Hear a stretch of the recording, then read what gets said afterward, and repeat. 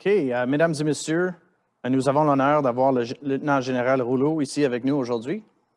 It's a privilege to have our senior serving gunner, Lieutenant General Rouleau, with us here today. He's had an extraordinary career spanning field artillery, special forces, policing, a command of both the CANSOFCOM and CJOC, and he's now our Vice Chief of Defense Staff. He's here to provide us with his perspective on leadership in 2020 and beyond. Sir, thanks for joining us today. Okay, thanks very much, John. I appreciate it. Good morning, everyone, and thanks for giving me the chance to talk to you. Alors, je sais que le colonel commandant est là, Général Selby, Général Fortin, Général McGarry. Je sais qu'il y a des commandants d'unités qui nous écoutent, entre autres Dave Brassard, Sarah Here, Marie-Ève Bégin, Kathy Hare. I think Sarah's in the Ukraine right now, as a matter of fact. We got Andrew Nicholson in 4GS. I'm not sure if l'adjudant-chef Angèle is sur la ligne. Do we know if? Don't know. Anyway, it's a pleasure to be here. I listened in to Sandras and the talk he gave just before I came on. In fact, I thought he was so good that I called him in Latvia and just talked to him real quick. So I was very impressed with what he did. Let me say that I think you have a wonderful agenda. I was really impressed when I looked through it. Having a chance to have senior NCOs like Andy Bonvie, who I spent the better part of 20 years soldiering with. The human dimension that you're pulling out, the change management piece, I think is super apropos. With COVID and the way that we have to adapt to do things differently, I think it's a real credit to you how you've organized this particular piece, but I think it speaks to the agility that we need as organization moving forward. And you know, just before I get to the end of the intro, I want to say that as militaries have gone into transition, and as a fella who reads a fair bit about military history, when you look at the great success that the US military had in World War II, from its very humble beginnings at the start of World War II, people like Eisenhower, Marshall, Patton, they attributed that success to one thing, and it was their schools, who kept the thinking and the experimentation alive in the interwar years. I had the privilege a couple of weeks ago of going to the States and having supper with the US Vice Chairman, John Hyten, in his house. And when I walked in, there was a picture of Patton and his family sitting beside the fireplace that we then went and sat beside at Fort Myer. When you look back at some of these generals in history, it is remarkable what they managed to accomplish. I want to put a proviso out there. I am a gunner who spent from his first 2 regimental tours au 5e RLC et par la suite en Allemagne avec le premier RCHA. Je suis loin d'un expert en leadership, mais depuis le temps que je suis major, en 1999, jusqu'à temps que quand je suis rentré dans les forces en 2002, c'est quand j'ai été major que j'ai vraiment appris de moi à moi qu'il fallait que je m'investis au niveau du développement professionnel. That it was my responsibility to start learning about my profession of arms, and that only came to me when I was a major. So I've been a continuous student of the profession since then. The other thing I would say is, and I don't say this out of some kind of false humility, I was a terrible second lieutenant. My first year or two in the regiment were awful. For a variety of reasons. I was not really that good. And I really had a hard time. I had a hard time understanding what the role of the senior NCO was. I had my first senior NCO who wasn't particularly helpful to the 17-year-old Mike Rouleau. And it really, as I look back, impacted me for a period of time in my career and how I viewed the senior NCOs. And I'll come back to that a little bit later. But I guess, you know, there is hope for everybody. And part of my message is be careful not to draw too many impressions of people too quickly. People change. People change as they grow. And we don't just change as lieutenants and captains. We change as lieutenant colonels and colonels. And having a very evergreen view of talent, I think, is important for senior leaders. My experience, though, serving in JTF2 and CANSOFCOM and other places, the policy group, transformation, it gave me diversity. And I think, you know, for me, some of the most off-putting organizational traits in our military are things like rigidity and intolerance other elements, of other things, closed-mindedness. And I see this when we don't let young folks, you know, submit their application to go to JTF2 or to be a SARTech. And it's a race to the bottom because we end up losing those kids who want to go and self-actualize in other ways. And so this whole idea of being closed-minded to opportunity, to change, to other people's aspirations is something that has always kind of put me off a little bit.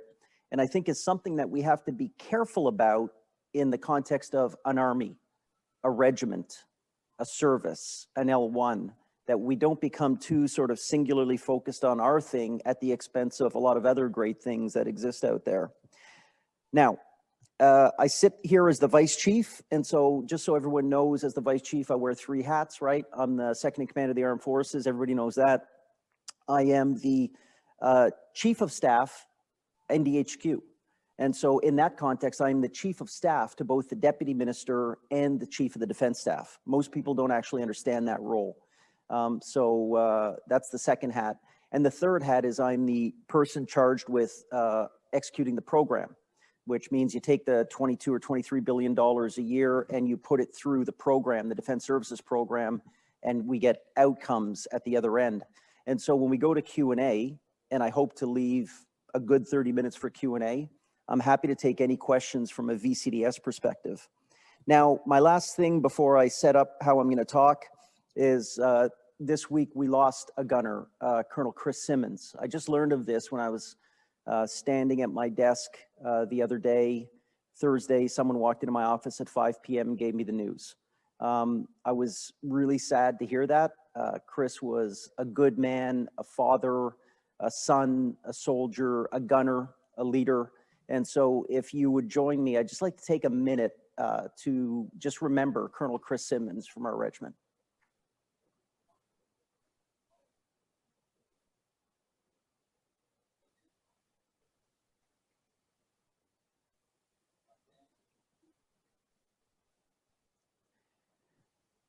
And as I told Krista, we would stand by her and her family as the extended family moving forward. So this talk, I'm really just going to talk in 2 segments. I'm going to talk about some of the personal qualities of leadership from my perspective. The second part, I'm going to talk about the particular leadership challenges in 2020 and beyond, and really, in that sense, transitioning from tactical leadership to institutional leadership. So when it comes to tactical leadership, you know, when I look at young officers, there's a learning and apprenticing stage. I think, you know, this is a very formative time and, you know, one where we have to pay special attention to developing our people. But as I think about being an artillery officer versus my career as a special forces officer, the way that we train our people, the way that we use assistant instructors in gunnery. So we are a regiment who uses their senior NCOs probably more than many to train our young officers. Being an artillery officer in and of itself relies on very rigid concepts like the computation of ballistic data. I mean, there is not much room for interpretation in, you know, firing good rounds or not firing good rounds. There's a little bit of creativity when you become a forward observer, but even then it's pretty mathematical. We need to think about this because it influences how we are as leaders. I mean, I see it. When I look at general officers from other branches, gunners and engineers tend to be a little more bounded than, say, some other trades. And I think it's something we need to think about as leaders. And not necessarily a bad thing, not necessarily a good thing. It's just a thing that I think we need to think about. Troop, subunit, and unit command, the essence of tactical leadership. We need to constantly, I think, call on our people to see a bigger picture than our little part of the silo. We need to tell our young people that it's a long army, that the things that we do in the first 5 or 10 years of our career at some level define how people see us. And in that sense, you know, there's a paradox between being a young, immature person who's trying to figure themselves out and sort of having that time to set your reputation. And so us as leaders guiding the younger set, I think, is important. When we're at the tactical level, we don't always allow our troops to have voice and franchise as much as we would want when we're at more senior levels. We come to the realization, I think, later in life that most of the power of our organizations actually sits at echelons below leaders like me. When people ask me what is, the magic behind JTF2, I always say it's the same thing. It's not got anything to do with the high-speed equipment, the jet boots that are on our feet when we jump into water. It's not anything like that. You can dress anybody up to look like that. It's creating a climate and a culture that empowers the lowest levels of the organization to have voice and to help us create the future. That is truly the magic of that Special Forces organization. And that's why I push this narrative of we need to push power to the edge. Power to the edge isn't a buzzword because I want the CAF to be more Special Forces like. Power to the edge is about harnessing all of that immense power to be able to use it. It's also a fact that future warfare is going to demand power to the edge if we hope to be successful. Very rigid command and control centric to future warfare is going to fail because A, we're going to be very distributed in the battle space, and B, most of our systems are going to be disabled at some level. And so if we don't have power to the edge as a mindset before the bullets start flying, there will be no hope. And so I think we need to think about this, and it goes against the grain of a lot of our culture pushing power to the edge, because we can lie to ourselves and say as militaries we have a strong tolerance for failure and all the rest of it, but the truth is we don't. And part of the success for the future relies in being appropriately critical of ourselves now, something that we don't like. We like to reinforce what we're good at. We like to talk about where we're successful. We don't necessarily like to unpack the untidy bits of where we're not doing well. And then when we do, it's almost approached like, whoa, why are you criticizing me? Why are you criticizing my organization? And that's something that we really, I think, need to come to grips with.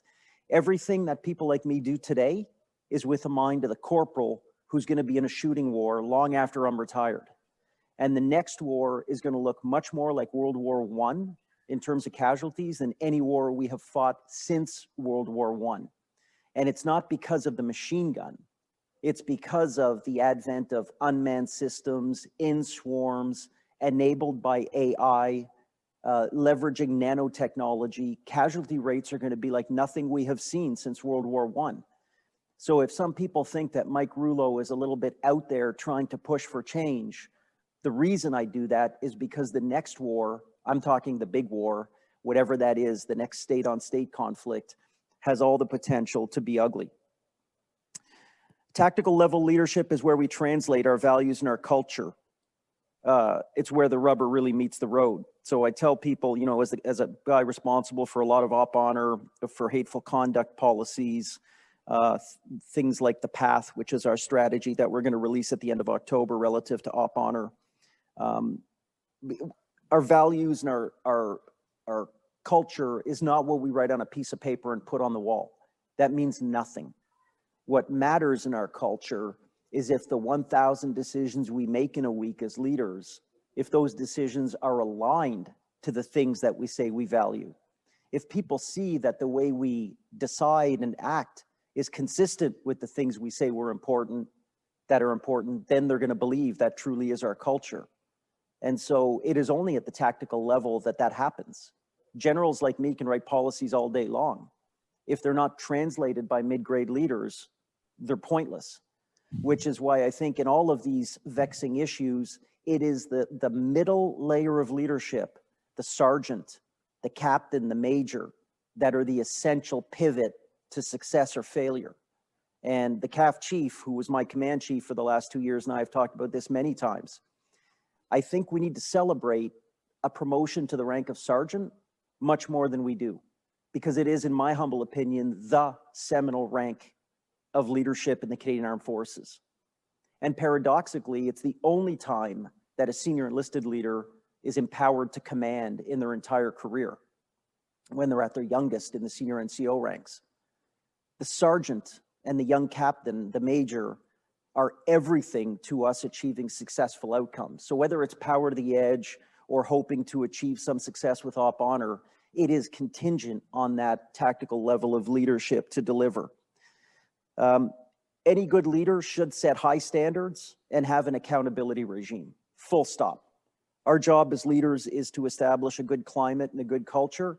And if you don't have a high set of standards with an accountability regime to achieve those standards, then you will have an unhappy workforce. Because la personne qui rentre au travail, puis c'est pas une question de longues heures, mais la personne qui bûche au travail puis qui livre la marchandise, quand cette personne-là regarde la personne à côté qui arrive au travail à 8 heures, quitte à 3 heures, il fait le moins possible, puis les deux personnes sont traitées de façon équitable, c'est là qu'on va perdre la bonne personne, right?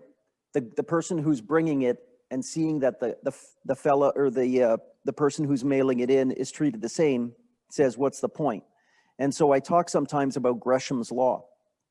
Gresham's law was an economic law which held in the 18th century that bad money drove good money out of circulation. So people would weigh a coin of silver or gold of an equivalent denomination, and the heavier coin would go in the sock drawer because it had more gold in it. So Gresham's law held that bad money, inferior quantities of gold or silver, bad money drives good money out of the system. As soon as I read that 15 years ago, I thought to myself, that's leadership. Bad leaders drive good people out of the system. We can take almost anything. We can take a posting to the worst place. We can take a tour we wanted less than another one. But the one thing that most people cannot take is seeing a peer who everybody knows is not fit for command, getting command over top of a good person. Bad leaders drive good people out of the system. And so the attention that I have placed in my career as a general officer on things like talent management, succession planning, coaching, mentoring, providing truly honest feedback, incorporating asymmetric testing into command selection. We've done this in CANSOFCOM for 6 years now when we're picking COs and RSMs. This year, for the first time at the general officer promotion boards, we incorporated something beyond 3 PERs to select the next 1-stars. Now, we're not rushing to failure, but it's an emotional intelligence test. And so we're being very careful on how we're applying this, but it's the start of what you're going to see as the new way of doing business. The way CANSOF does it, which is a series of other tests, IQ tests, emotional intelligence tests, quantified personality assessments, directed 360 surveys to get a complete look at the whole man or the whole woman as a leader instead of just relying on 3 PERs, which we all know give a version of truth, but not the whole truth. And so I would commend you to think about that in those terms. Transitioning from the tactical to the operational and strategic levels is a whole topic unto itself, but I suffice it to say diversity of employment matters. You will not be effective at the operational or strategic level if you have never left the Army. It just won't work out. And so this year we changed the SCRITs. The SCRITs is the scoring matrix of how we privilege a PER scores. We took it away from what it's been for the last however many years, emphasis on deployments, emphasis on service in your parent service, emphasis on FG and FE, fourth generation force employment stovepipes. We took it to the complete other side where we were like, yep, that stuff's good, but we're not privileging that. What we're going to privilege is breadth of employment. Has this colonel served outside the Army? Has this colonel served in an ADM Paul, a chief of force development, the strategic joint staff, a CJOC? Do they have perspective that is broader than their single service or their single regiment? Because I believe that if you look at successful general and flag officers, perspective is incredibly important. you have to talk to yourself at each rank. You have to sit down and have a conversation with yourself. You know, I went from being a lieutenant colonel in 2011 to being, I think, a 3-star in 2018. I was very cognizant of the fact that I had to sit down and have a talk with myself, because the lieutenant colonel version of myself was not what I needed to be as a general officer. Now, I wasn't trying to re-engineer myself as a leader, but I was certainly saying, okay, what are the parts of this setup that I have to buff out? What parts do I have to dampen? What other parts do I have to raise up? Because nobody wants to see a general officer who, you know, cuts the pie, acts intuitively. We need to be measured. The decisions we make are going to last a little bit longer. And so you need to have a talk to yourself. You need to transition from command to management and stewardship. I used to bristle when I was a young officer listening to people talk about management, thinking, wow, we're commanders. Well, I'll tell you, as much, and I love General Hillier. I think he's an amazing leader. But when you look at the 10 or 15 years after 9/11, we were overled and undermanaged to some extent up until General Vance became the chief. He was the first chief in a while to then look at the force development side of the house, the force management, force sustainment side of the house.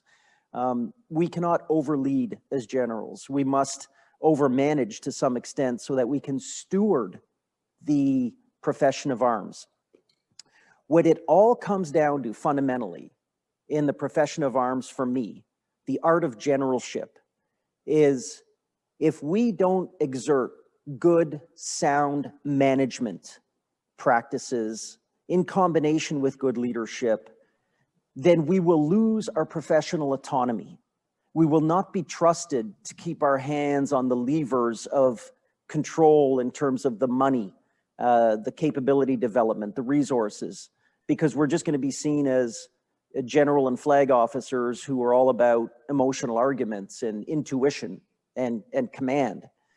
And rightfully so, other people in government should take that power away from us because we can't be trusted to stay within a budget, stay on schedule, whatever the case may be.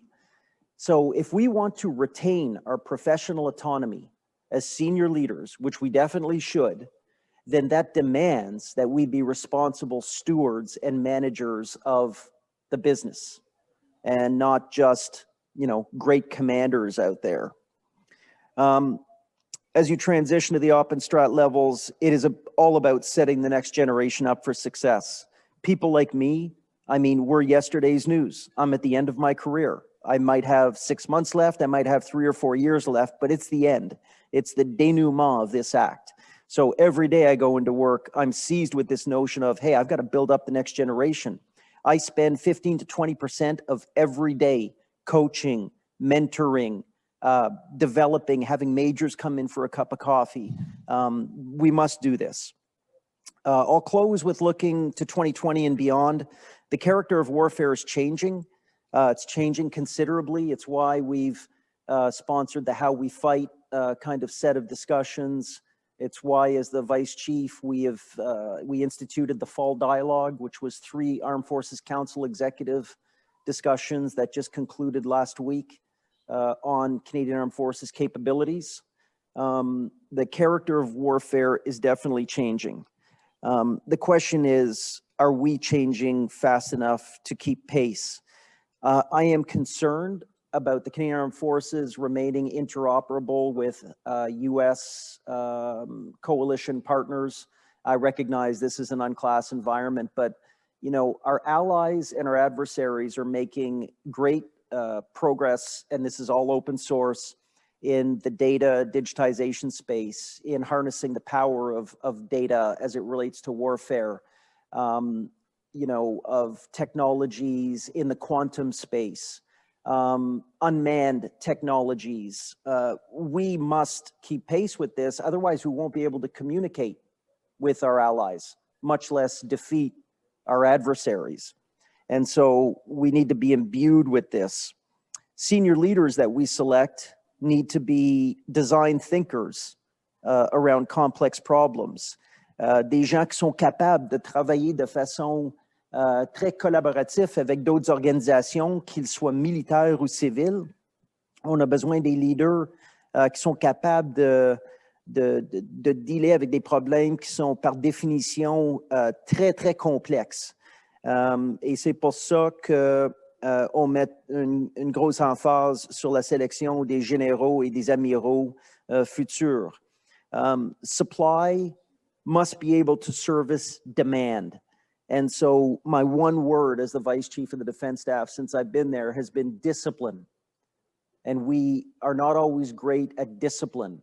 Wire brush the demand signal, stop asking for more people and more money all the time, start looking at your own organizations and where you can accrue a certain amount of savings before you just come to the Vice and ask for more.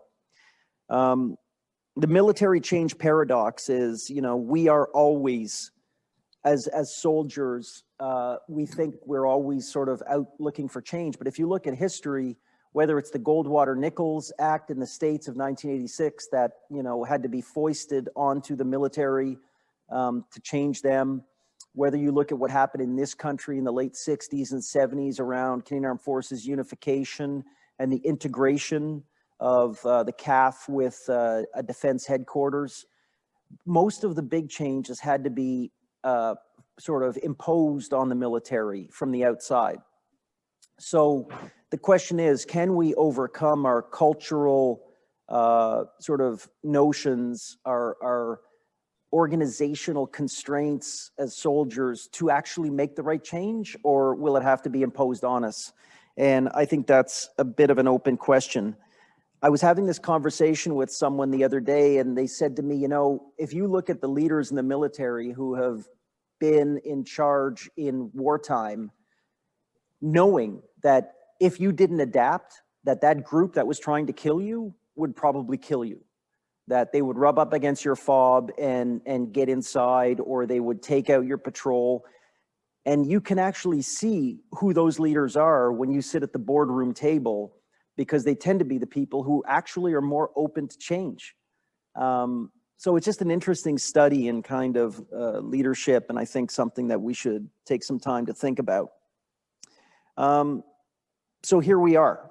When I talk to young people, I always tell them, you know, it is up to you to create the future. It is up to the artillery to create its future. It is up to CPO 1 Gregoire and his chiefs to create the future of the senior enlisted leaders. It is up to all of us individually to create our own future.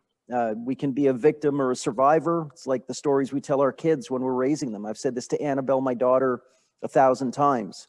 You know, you got to figure it out, and you got to move past the problem towards solutions. And I think that's where I'll close. I think this conference like this is fantastic. I think it should stimulate more questions than it answers, because I think at the heart of who we are as a Royal Canadian Artillery, as a Royal Regiment, is we're a good bunch of people. We've got some really smart people. We've got a lot of great motivated people, and we have to harness that to sort of vision the path forward. Alors là-dessus, puis je sais, Marie-Ève, au 5e RLC, je vais avoir la chance de vous parler, toi et les officiers, au niveau du développement professionnel. Puis j'ai demandé que Danny Fortin vienne au bureau, qu'on fasse ça ensemble. Alors, je sais que j'ai parlé peut-être un petit peu moins en français aujourd'hui, mais on va avoir la chance de jaser plus amplement. And I'm looking forward to taking questions, so I'll stop there. All right, sir. Thank you very much for that. It's always enlightening to hear your thoughts on any topic, and we always learn something new when we hear from you. As we have the questions coming up, I just want to ask you, sir, how do we culturally shift our mantra to power the edge? I mean, it's all well and good to have strategic direction, but our audience today, we're trying to focus on the junior leaders in our line units, you know, on the front lines, talking master bombardiers, sergeants, lieutenants. How can those folks enable power to the edge within their boundaries? Yeah, look, they have to demand it as much as leaders like me have to try to impose it. I think, you know, both ends sort of need to meet in the middle.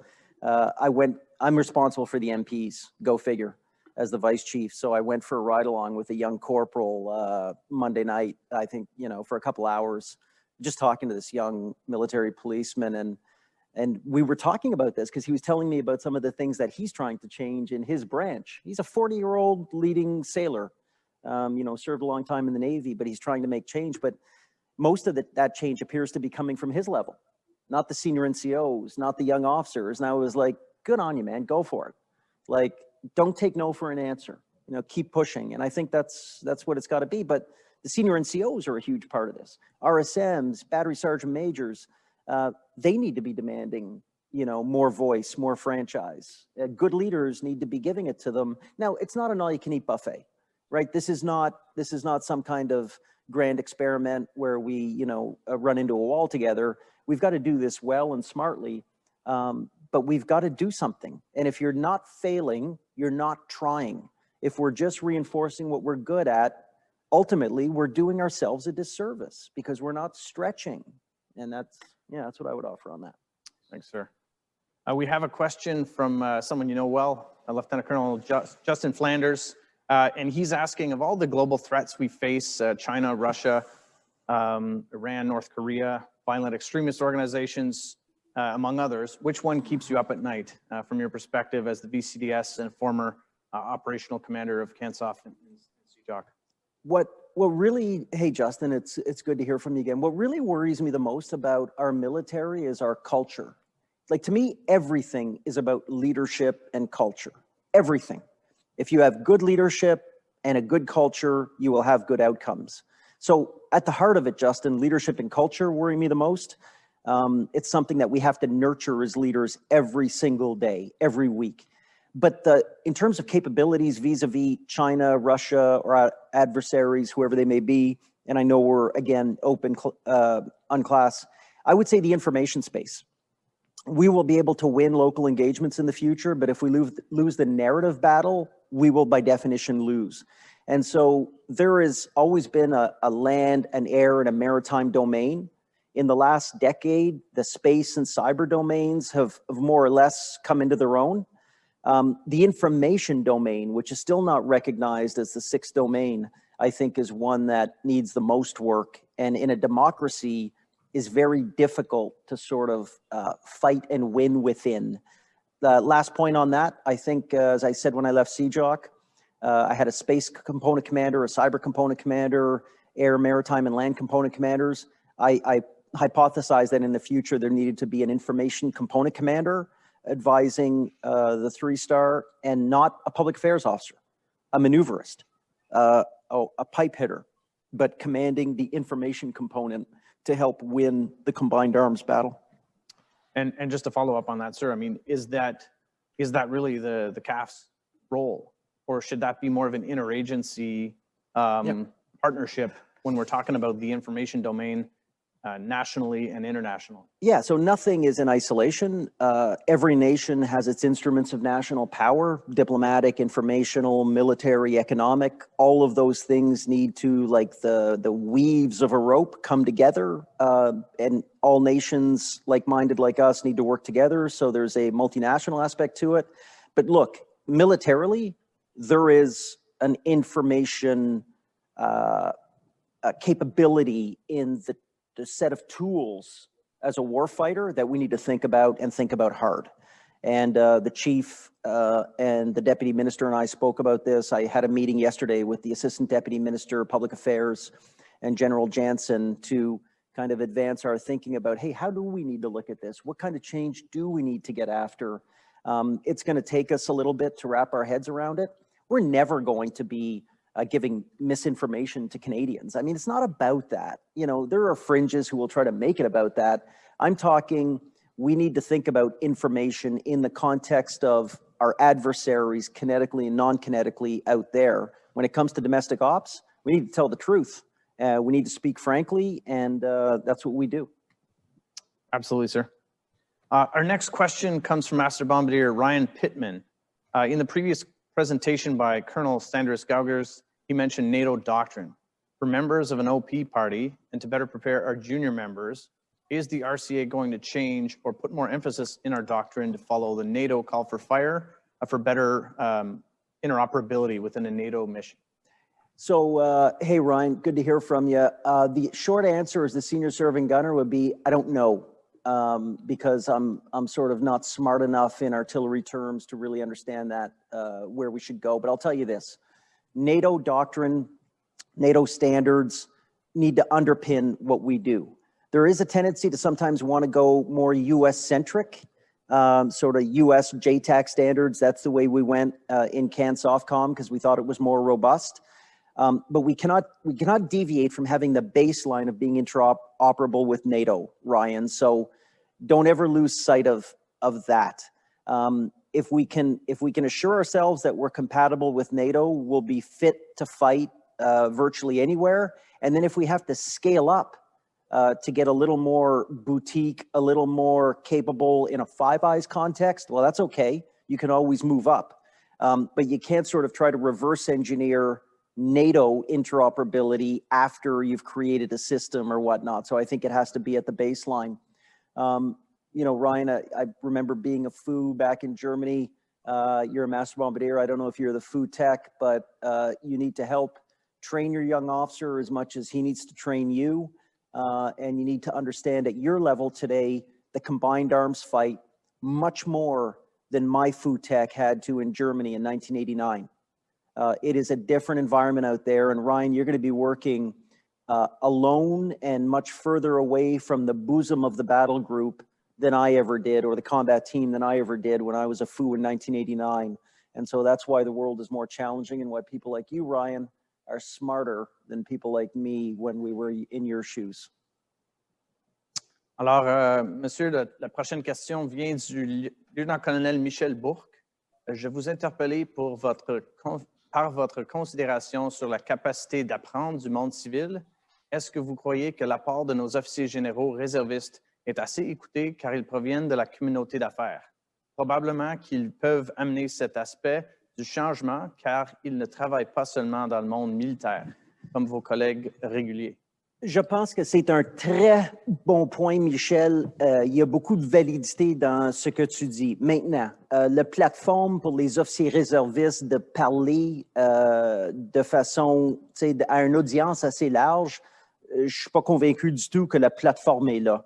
Les officiers réservistes, les généraux réservistes de l'armée canadienne ont tendance à opérer à l'intérieur de l'armée canadienne, et des gens comme moi, comme le vice-chef, je ne les entends pas souvent.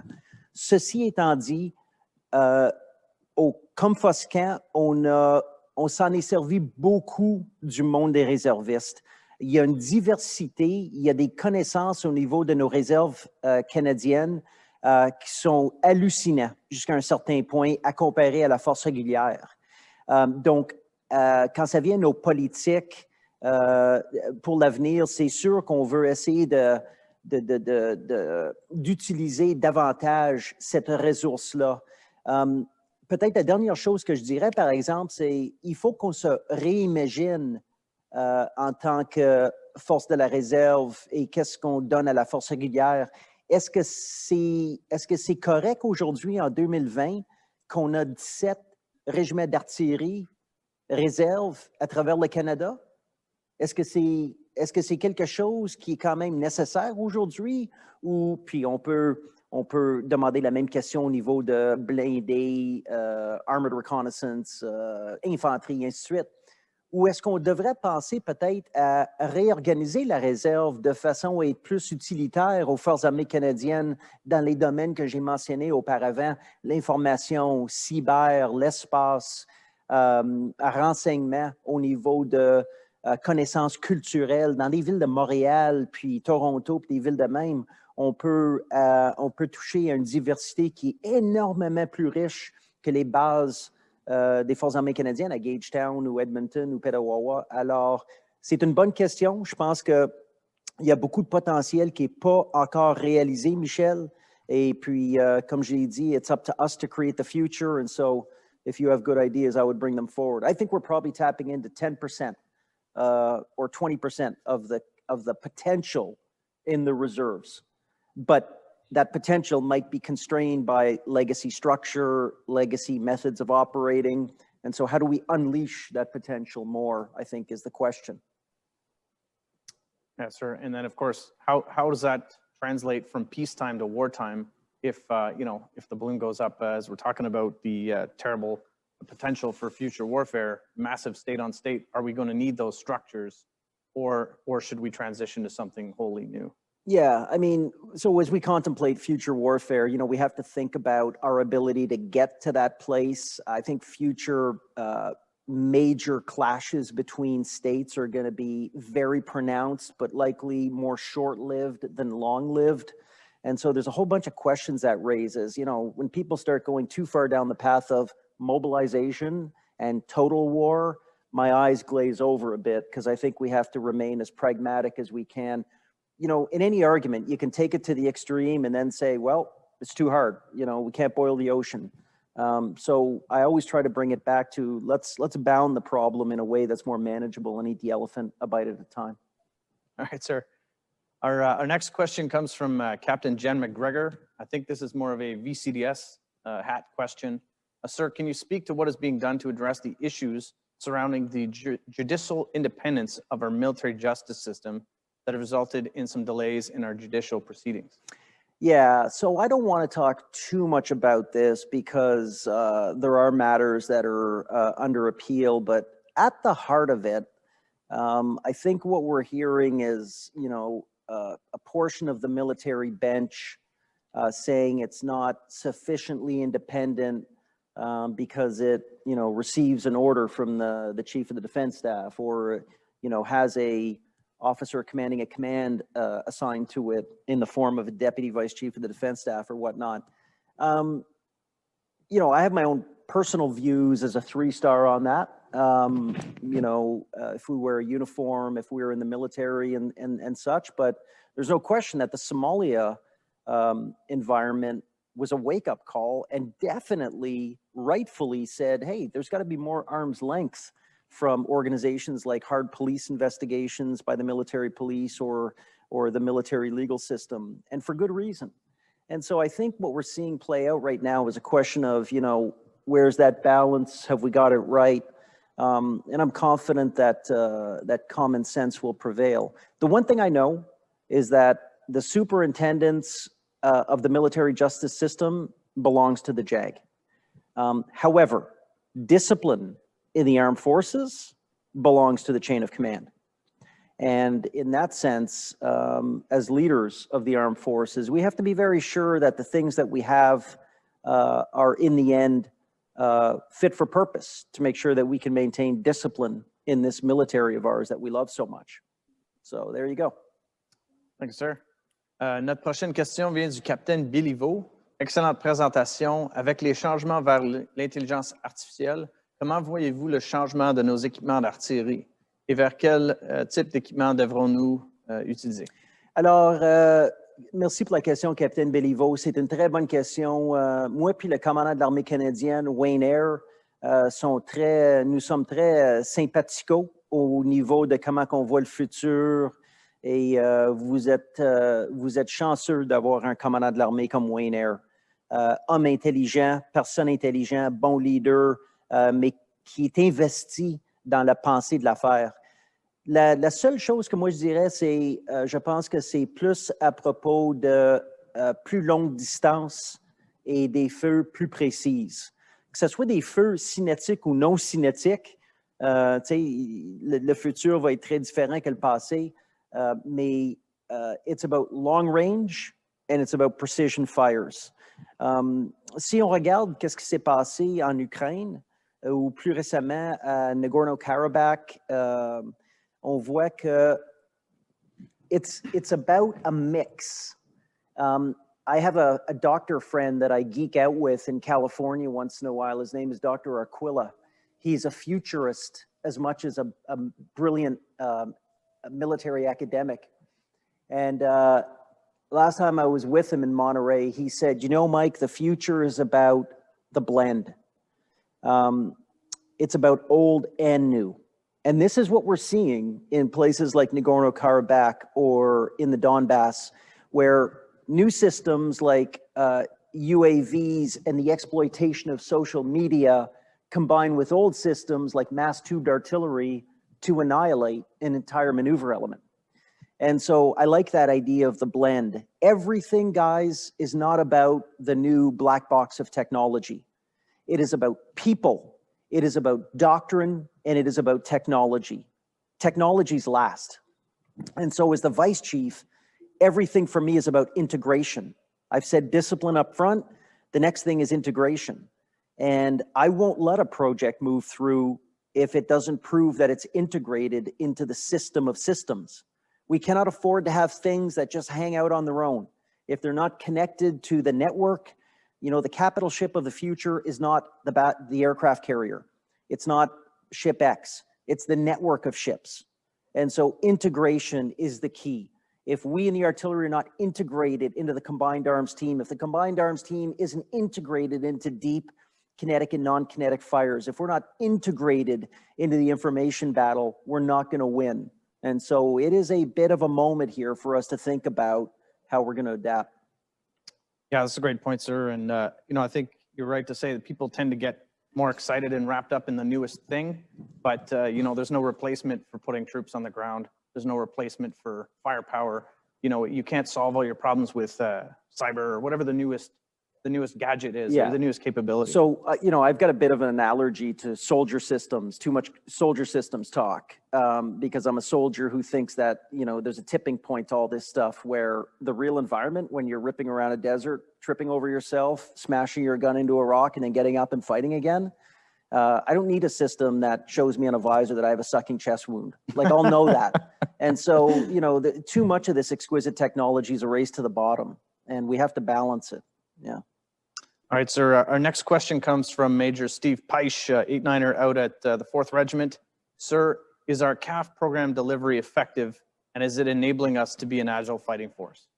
Steve, good question. The answer is no, not enough. And people like me are pushing every day for more agility, more power to the edge in a program sense. It's called delegations of authority. I'm going to be going to brief the minister in the coming weeks and months with my colleagues, the chief financial officer, the associate deputy minister, to try to push authorities further down. Watch that space. It is a difficult space because people like ministers of national defense have very real equities, and at the end of the day are responsible for everything that happens in our department, and should be. So it is up to us to prove that we are responsible enough to be able to manage on a minister's behalf the important, you know, treasure of the nation. So it's a two-way street. Like, we have to prove that we're good enough to inherit the further distribution of power. And so watch that space. But I would also say, look at CANSOF. A lot of what CANSOF does can never be scaled up to service size, but a lot of what CANSOF does is a good analog to some asymmetric thinking, and this is true in a program sense too. So, you know, we don't have enough time here to talk about it all, but there's a lot of good stuff there. All right, thank you, sir. Our next question is a hard one, coming from Lieutenant Darian Glenn Saleh, I hope I'm pronouncing that correctly. As a new officer at the regiment, how can I have a positive impact on the troops and enable their success while preparing for a wide range of challenges, from operating in a COVID environment to training for the next conflict against various potential threats, state, non-state actors, information, conventional or guerrilla warfare, et cetera? Darian, welcome to the regiment. I hope to get the chance to see you in person one day when COVID dissipates a little and we can get out and about again. I would say two answers. Number one, invest in yourself, in the sense that, you know, what have you done to be kind of more lethal this week? Have you woken up for that PT session that you felt like rolling over and hitting the snooze button for? Have you read a book? Have you talked to somebody about a professional question? Like, what have you done to make yourself a little bit better of a leader this past week? Looking to the soldiers, I would say, don't try to be something you're not. Don't try to emulate anybody too much when you're young. Be yourself. Be a good person. Use your power for good. If you just don't overreach and just try to be a good, steady, learning leader early in your career, that's good, plenty good enough. No one expects you to split the atom in your first 2 years in the regiment. So take your time, be patient, and just be good. Use your powers for good. It goes to the Google's founding principle, right? Don't be evil. Be good. Oh, is that right? Yes. I went to Google. I visited them in California a couple of years ago, rode around on their bikes. I Like as much as I think I like change, I am not hardwired to be able to work in a place that is that asymmetric. Yeah, it is wild. All right, sir. Our next question is coming from Major Tom Burt. Given the current state of government spending to support COVID relief programs and the defense budget traditionally being a discretionary source for the government of Canada to augment federal spending, how do you anticipate our defense budget will be impacting it in the coming years? Yeah, so I'm right at the heart of this.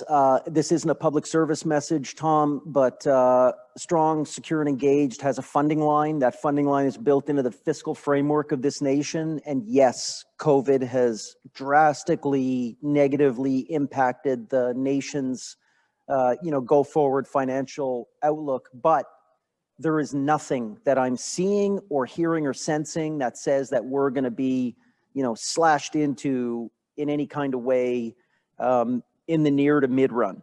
And that's not a public service message. That's the truth. And you would have probably heard the chief echoing a similar sort of thing. The world is a very unstable place in many ways. And our adversaries have taken advantage of COVID to further their policy objectives, whether it's in the second island chain or what have you.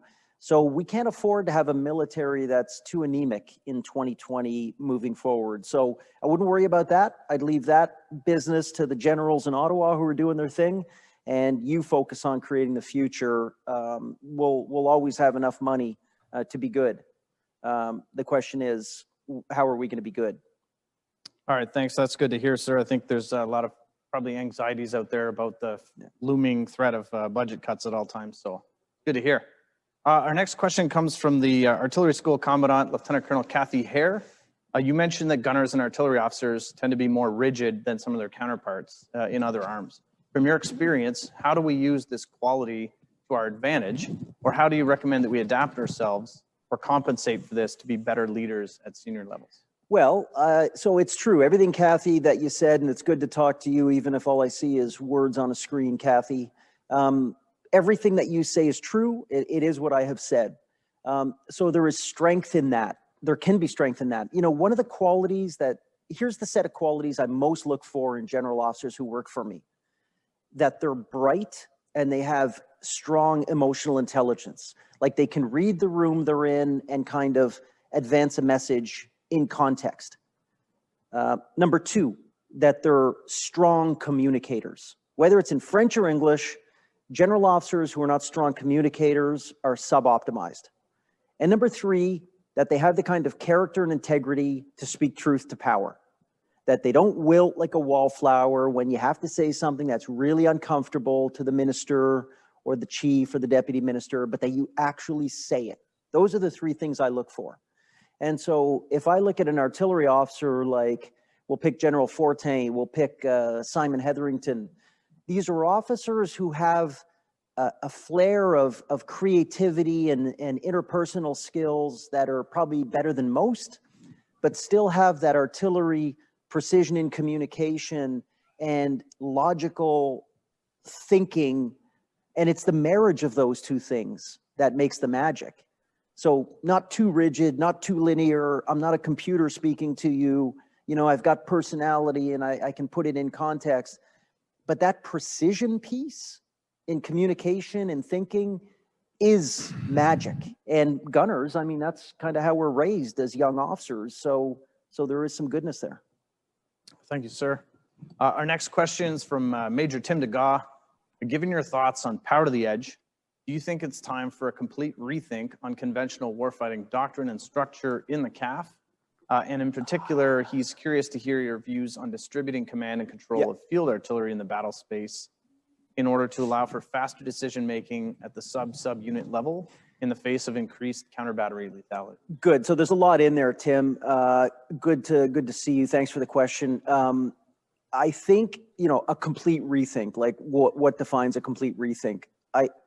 The Fall Dialogue series of discussions that we promoted is clearly designed to fundamentally examine where we are at and to acknowledge that there are some structural, fiscal issues of concern. Like we can't put a Band-Aid on this and keep moving forward.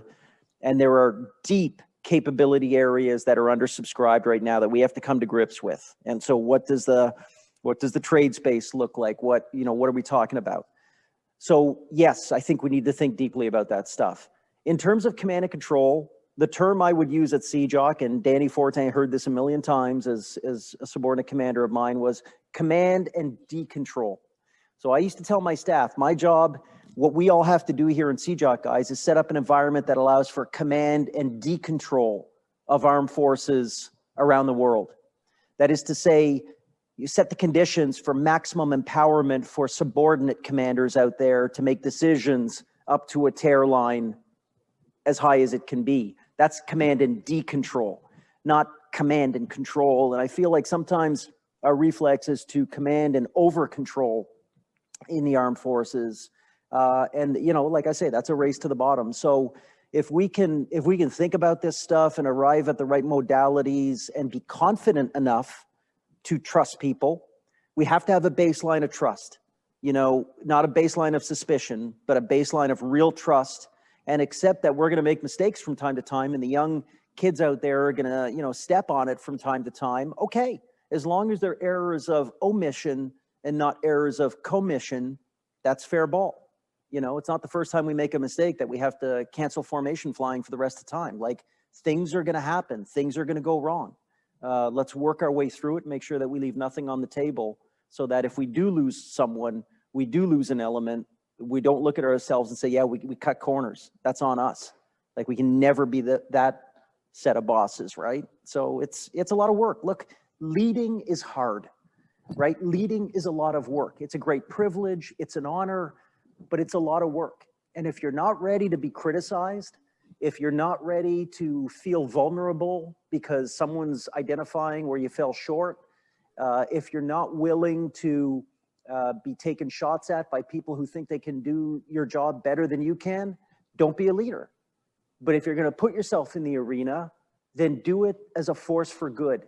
And when it's all done, when you take your uniform off the last day, have done it in a way that you can look at yourself and go, yep, I'm good with that. I didn't sell out. I didn't compromise who I was to try to get the next level. Meanwhile, I knew I was hurting someone in the chain of command or, doing the troops wrong. Like, last point I'll make, and I know we're getting short of time. I say to people, being a good leader is not about going out there and slapping bombardiers on the back and, ripping around in a Humvee and, talking about the boys. That's not great leadership. Great leadership is 5 years after you've left your command, you look back on it and you're like, yep, I set it up for success, right? I fought for the right capabilities. If you play a long game and try to position the next generation for success, and that might be as simple as having a sergeant come into your office for a PD talk. If you can have done that, then you can get out of the military happy. And don't ever confuse success in a career by rank. It's got nothing to do with it, right? You can have a wonderful career. One of my best friends retired as a captain, an Army captain in JTF2 after a 36-year career. And Barry is one of the best, most content people I know. So don't confuse rank with a good career. All right, sir. And we're just about out of time, but we have one last question from an outstanding senior NCO from 2 RCHA, Sergeant Sean Swallow. Sir, I've heard you speak in the past, and I've always enjoyed your look in the mirror and out the window, or look out the window analogy. Would you mind explaining this and how it pertains to leading at the edge for those who have not heard it? Yep, and Sean either just changed his name to Sean, like in the last 30 seconds, or he's really Sean and not He goes by Sean. Okay, there you go, Sean. Good to hear, and it's a 2-minute warning. Yep, as a leader, when things are going good, look out the window. Give credit to other people. When things are going bad, look in the mirror, because if you're the leader, it's all on you. And I think that is a way of looking at your job that really matters. It's funny, I look at some of my subordinates, there's a lot of I did this. There's a lot of slipping in there. When I was working on the weekend, here's what I came up with. It really turns me off. Like, it's a team sport. And I know that, none of us as generals do really anything by ourselves. we've got great teams that support us. And so, yeah, look out the window when things are going good. Lift other people up, right? Celebrate. Let people become the best version of themselves. Don't use your power to try to hammer people down. That's not good leadership. Good leadership is about celebrating good talent and acknowledging that some of our best people at some point in their career made horrible mistakes and did really stupid things. And that shouldn't necessarily be catastrophic. Depends on the nature and quality of the problem, of course. But this goes to the Marshall School of Generalship. Getting sacked as a division commander in World War II didn't mean your career was over. It just meant that you didn't have the energy and the whatever to pull it off. We might come back to you, but you know, we're being honest. We're taking you out of the line because there's 15,000 people who need a good division commander. So next one in. I like that style of leadership. It's fair, it's honest, it's all about the organization first, not about me as an individual. And I think it's the way to go. Hey, I've really enjoyed this. Thank you. Hey, sir, thanks for an awesome engagement. It's been a pleasure speaking with you today. As always,